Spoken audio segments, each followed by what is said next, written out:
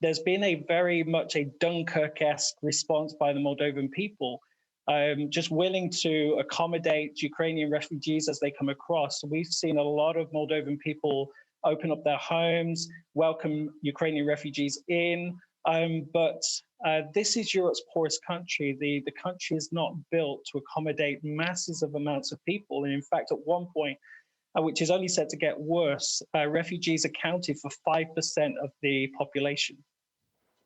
Wow, and you just so happened to be there. I say just so happened, you and your wife, you started a charity helping and supporting child victims of human trafficking, and you've now moved over, if you like, to supporting these refugees. How have you done that exactly? But we've managed to pivot immediately to address the tragic need of particularly women and children coming across the border, because obviously we all know that there's an embargo on men coming, and men are being stopped so they can fight the war with the Ukrainian army.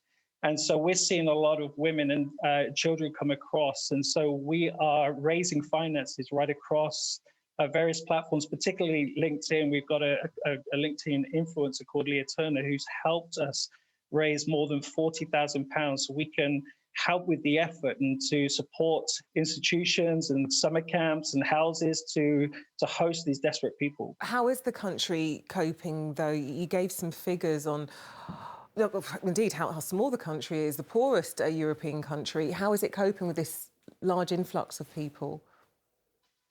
It's only just coping now because so many people have responded to the call.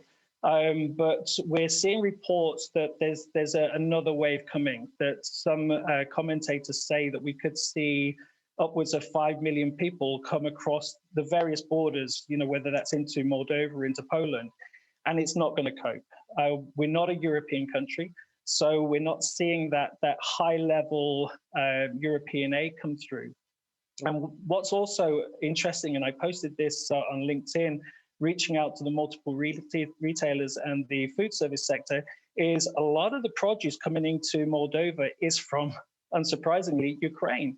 And so we're beginning to see restrictions in the retail stores and indeed empty shelves. And so I've put a call out to the UK retailers, as the Sainsbury's, Waitrose, Boots, Tesco, and also the food service sector, who I know are still recovering from COVID, to say, look, we're going to need your help. It's not relevant right now, but give us another few weeks with this continual influx of more refugees, and we're going to be in a really bad situation.